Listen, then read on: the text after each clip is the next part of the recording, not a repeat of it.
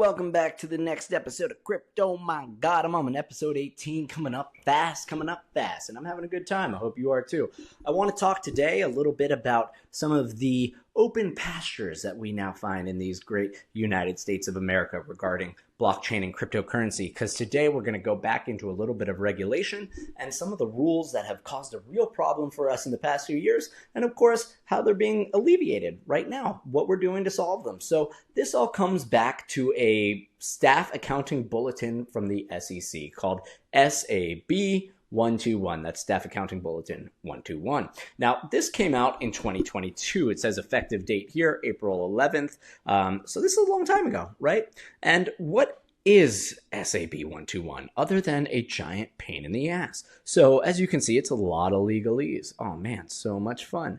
And this is sort of an interesting way for the SEC to just make a precedent, right, to put some language out there and say, we're referring to this, but this did not go through any sort of banking committee. This did not go through any sort of congressional vote. And very importantly, this did impact the way that banks were really forced to tie their hands with the cryptocurrency industry.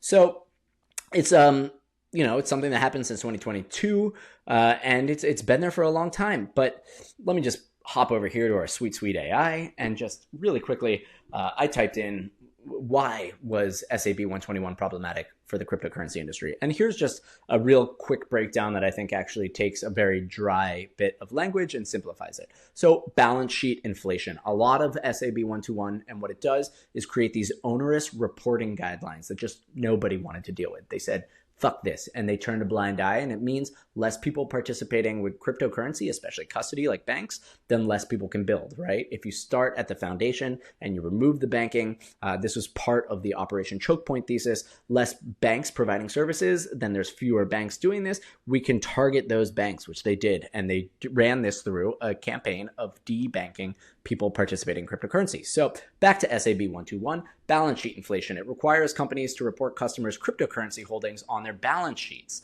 leading to inflated balance sheets that didn't accurately reflect the true financial health of these companies. Now, to have crypto on your balance sheet, that means it's going up and down, right? You can't really keep a consistent price on an asset that's volatile. Companies look at this and they say, you want this on our balance sheets? Like, you got to be kidding me. The reporting is going to be a hot mess. 2, operational challenges. The rules created significant operational and financial difficulties for businesses in the crypto sector. What does this mean? This means if you have to do crazy accounting, you're going to need to hire more accountants, right? You're going to need to spend money. You're going to need to devote a lot of time to trying to figure out how to appropriately report this. And like, who wants to deal with that? Restricted banking services. This is huge. For banks, SAB 121 pushed capital reserves to higher than expected levels, restricting their ability to offer crypto custody services. So pushing capital reserves means if I'm going to, lend out money, I need to have a reserve in my cash. To do cryptocurrency and its volatility would have required an insane amount of capital in the reserve. And they're just like, okay, let's ignore this, right? This is putting undue pressure on us to be able to provide things that we wouldn't otherwise be looking to do. Concentration risk by preventing large, well-regulated banks from offering crypto custody, while smaller, less regulated institutions could still provide such services. SAB 121 potentially exacerbated systemic risk. And this is something that we saw with the fall of Silvergate and basically the Operation Choke Point 2.0 and the debanking, where this actually rippled through small banks, right? We saw bankruptcies, and it almost put the U.S. economy into quite the little quagmire there. Regulatory overreach. Critics argued that the SEC implemented SAB 121 without proper notice. I sort of touched on this earlier. Overbroad terminology. This is something that the previous SEC loved to use, right? This opaque words, come in and register, but come and where? Didn't make any sense. Innovation hindrance. The rule was seen as creating an environment hostile to innovation. And this is something that the last, 4 years under Biden, we saw many developers and builders want to go out to Dubai, to the MENA region, or over to Singapore and other places that would sort of say, hey, if you can't do it in the US, come on over here and we'll treat you better. Now, the one-size-fits-all approach, SAB 121, treated all custodied cryptocurrencies the same. Can you imagine if you had to treat Bitcoin the way you treat WIF or all of these meme coins? Like, there's a clear difference in profiling between these assets. So all of this kind of comes together to make larger custodians, and again, like big banks, they're like, hell no, I ain't touching this. Why would I, right? The risk is on us.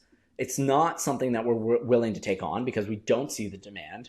And when you do it at the banking level, just like it's happening with marijuana, you just crush the businesses that are on top. They're unable to properly invoice. They're unable to properly account for their assets. And it just creates this mania that ripples through the industry. And now come January 2025, we have a new regime and we have new ideas. One thing that was very exciting is that part of the President's Working Group on Digital Asset Markets released this SAB 122. So the next memo following 121 comes out and basically says from 121 to 122, we're just going to get rid of those accounting rules in 121 because we know they were crazy. That's literally what SAB 122 says.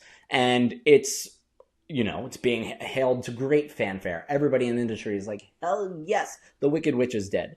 And what this really does is it identifies regulatory barriers. It develops a federal framework. It helps in exploring a national digital asset stockpile. And of course, what are these implications, right? Inside the US, which has been a very difficult place to build this technology for developers, greater legal protection for developing and deploying open source blockchain technologies. It's basically what they're doing. For stablecoin issuers, support for dollar-backed stablecoins encourages growth in this sector. This is how we weaponize the dollar. I've talked about this. Stablecoins are a huge boon for the United States. And for crypto businesses, explicit protection against debanking fosters an inclusive financial ecosystem and reduces operational uncertainty. So this is all truly wild. I mean, once this happened, we have Michael Saylor tweeting, SAB 121 has been rescinded, allowing banks to custody Bitcoin. We're moving forward hugely. Again, Bitcoin can now be treated as Bitcoin, ETH as ETH. We don't need to lump these all into one crazy collective. And that was nuts. So here we are. We have the staff accounting bulletins. And just to show you how funny it is, SAB 121 being issued in March 2022. Almost 3 years later, we finally get another in January 2025. Now, what's really insane is that actually here in the middle at 2024, we have a bunch of senators really trying to go up against the government and overturn SAB 121. And this is Cynthia Loomis, Wiley Nickel, Mike Flood, all working together to say, hey guys, this is onerous. This is an abuse of power. This isn't how we endorse a new and burgeoning industry in the United States. And they went to shoot it down and they argued against it. Now, unfortunately, it got swept up into a larger bill, which Biden then signed, and it effectively goes into law. But you can see the process. I mean, this is coming from May 15th, 2024. Senate predicted to overturn the SAB 121 vote in Thursday. This did not happen, and it went to the president's desk and it got signed. But even between its inaction in 2022 all the way to 24, this thing was being fought tooth and nail because it just prevented any sort of growth of the digital asset industry in the United States.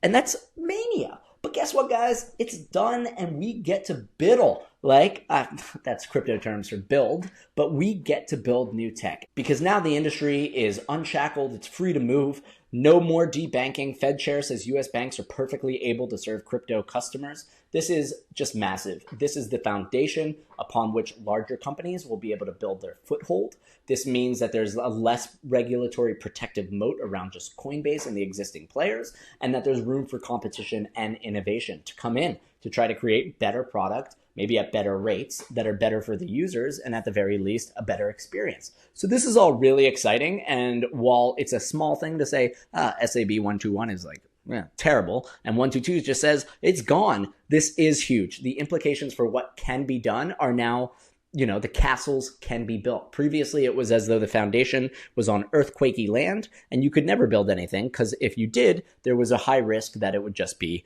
collapsed. Now it's steady land, it's available to everyone, and the game is on to create the best possible product. And, there's no better way to really show this than, I think, what was this, yesterday? Vlad Tweet, the CEO of Robinhood, comes out and he says, finally, the US is making up for lost time and taking crypto seriously. So many promising strides forward, it's time to even further expand our understanding of what's possible. So this is in the Washington Post. Feel free to read it if you like. He's talking about tokenization, and he goes into the difference between the public markets, like the stock market being able to trade equity of public companies, and the private markets, which are all accredited investors, venture capital firms, basically the rich being able to get their hands into these early amazing companies that no longer have a reason to go public.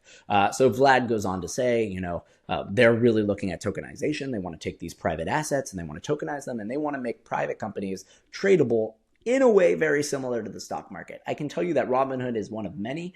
In my time, I have worked directly on assets like sports franchises, like real estate revenue sharing, like film financing, like litigation financing. Everyone's looking at ways to take existing capital streams that are really only present for the wealth, right, that can buy into these things and say, well, what if we tokenize it? What if we allow people to buy $100, $200, right? And this is going to lead to just a massive explosion of new product, new capabilities. And again, it's going to force, with more bank custody underneath it, the people to move off of those dated financial rails, the traditional finance rails, onto blockchain, which is just so much faster. It never closes. Its fees are cheap. It doesn't really care about geographical boundaries.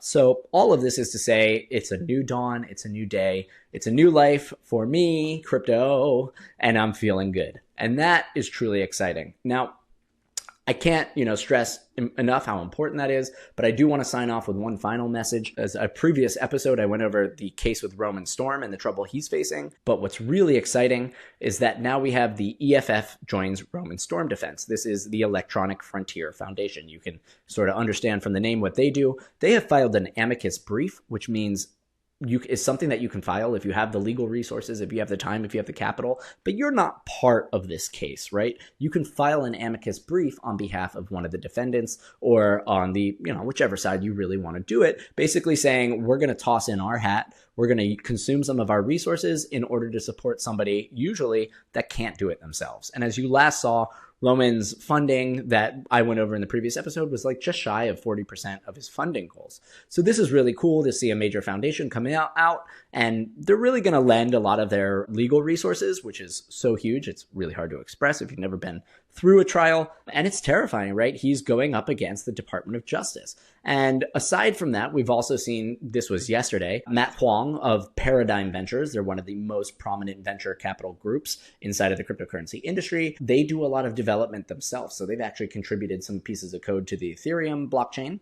And they came out saying Paradigm will be donating $1.25 million to help Roman Storm's legal defense. This is so massive. This is basically covering the rest of his request to go to trial and to cover his legal defense, because this is fundamentally important. This is about First Amendment rights. Can you write something? Code is just language and math. It's really nothing else. And then a computer, and it goes and it runs it. And this is something that's going to extrapolate more and more as we have open source AI. We have ghost guns that, again, are just pieces of digital framework that you print out. And, same AI specifically could be that anyone writes down how to execute one of these things, puts it out, and they're not even in control. So this is so fundamental to where we stand, both as a country to respect free speech, as well as the capacity for developers to build things without the repercussion, right? So in Roman's case, the thing is that they wanted to build a privacy tool for Ethereum. The counter argument is that Iran used it, North Korea used it, they all use it, terrorist nations use it to launder money. Roman at that point was not in control of the protocol, he was not getting paid by it, he created it, they stepped away, it's autonomous. So should somebody be liable for the abuse of their creation if they're not really in control of that creation, right? If they put it out in the world and then things change, how far back can you go and really hold them criminally liable? Is it the action or is it the thing that they built? So this is all really important. I'm really happy for Roman. And, as I sign off, I'll say to both Roman and to you guys, good luck out there and stay safe. But things are looking pretty good for crypto in the US.